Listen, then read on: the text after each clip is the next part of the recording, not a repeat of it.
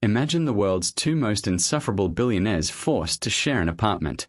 That's right, Bruce Wayne and Tony Stark, Batman and Iron Man, stuck under one roof because their respective mansions are being fumigated. What could possibly go wrong? Spoiler alert, literally everything. We are talking ego clashes that could power a small country, passive-aggressive notes on the fridge, and enough property damage to bankrupt a normal person. But these aren't normal people. They're superheroes with credit cards that never decline and personalities that absolutely should. Buckle up, because this is about to get expensive, ridiculous, and hilariously petty. Day one and Tony's already installed Jarvis throughout the entire apartment. Bruce responds by activating the Bat computer in the living room. Now every light switch is a battlefield. Tony asks Jarvis to brew coffee. The Bat system overrides it and dispenses protein shakes instead. Bruce tries to darken the windows for his brooding sessions, but Jarvis keeps them bright because Tony needs his vitamin D. The apartment is basically having an identity crisis. Meanwhile, both of them are taking passive-aggressive conference calls, loudly announcing quarterly earnings from Wayne Enterprises and Stark Industries respectively. It's like watching two peacocks fight, except the peacocks are worth billions and have access to weaponized suits. The electricity bill alone could fund a small nation's GDP. Enter Wonder Woman, dropping by to discuss Justice League business. She walks into what can only be described as a technological Cold War. Tony's showing off his new nanotech gauntlet, while Bruce is simultaneously demonstrating his upgraded Batarang targeting system. Diana just wanted to talk about the next Darkseid threat, but instead she's witnessing a live product demonstration that nobody asked for. She tries to mediate, suggests they focus on teamwork, collaboration, the greater good. Tony responds by asking Jarvis to calculate how many times Iron Man has saved the world versus Batman.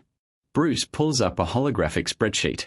Diana literally lassos them both and drags them to opposite corners like toddlers in timeout. She leaves without scheduling a single meeting.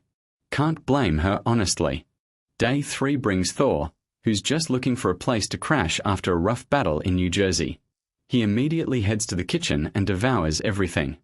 We're talking an entire week's worth of groceries gone in 15 minutes. Tony's organic acai bowls? Gone. Bruce's carefully portioned meal prep containers? Obliterated. Thor's just vibing, talking about Asgardian feasts while making a sandwich that's physically taller than a toaster. Tony tries to bill him for the food. Thor offers to pay in Asgardian currency, which is apparently just really pretty rocks. Bruce suggests they implement a shared grocery fund with a detailed spreadsheet. Thor responds by opening another jar of peanut butter and eating it with his hands. The roommate situation has officially spiraled into a frat house, except everyone has superpowers and trauma. Poor Peter Parker swings by to ask Tony about a suit upgrade. He walks into an active argument about whose butler is better, Alfred or Jarvis. Peter just stands there, mask half off, holding his broken web shooter, waiting for a good moment to interject. There isn't one. Tony and Bruce are now pulling up performance metrics, response times, and customer satisfaction surveys that neither Alfred nor Jarvis actually filled out. Peter tries to leave quietly but accidentally sticks to the couch. Now he's trapped, literally and metaphorically, listening to two grown men debate artificial intelligence versus British dignity. He finally unsticks himself, mumbles something about fixing the web shooter himself, and leaves through the window. He texts the Avengers group chat later, a single word.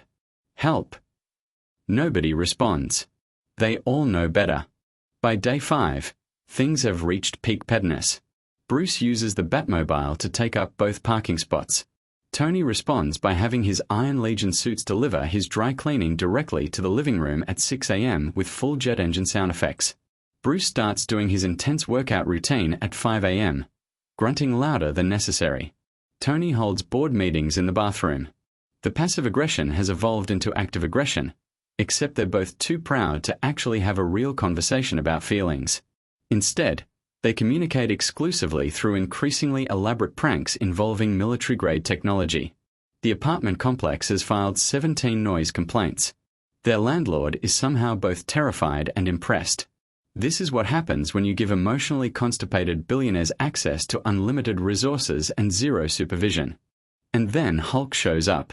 Bruce Banner was having a rough day and needed to vent to his good friend Bruce Wayne about anger management.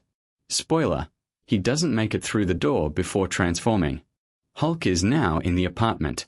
The same apartment where Batman and Iron Man have been storing experimental weapons, prototype tech, and apparently several things that explode when you look at them wrong. Hulk, trying to be gentle, sits on the couch. The couch was actually a holographic projector worth $2 million. Now it's dust. He tries to apologize, knocks over the Batcomputer, reaches to catch it, puts his hand through Tony's arc reactor prototype display. It's like watching a giant green wrecking ball try to play Jenga. Everything he touches turns into expensive confetti. Hulk leaves. The apartment looks like a war zone designed by an avant-garde artist who hates money. Tony and Bruce just stand there, surrounded by rubble, smoke, and shattered dreams.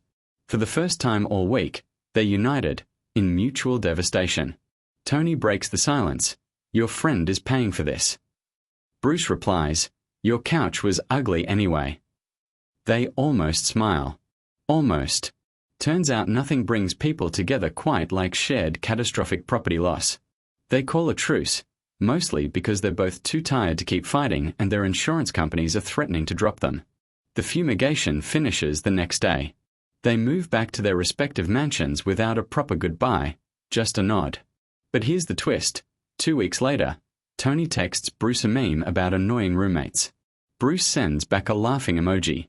They'll never admit it, but they kind of miss the chaos. Kind of. Maybe. Don't tell anyone.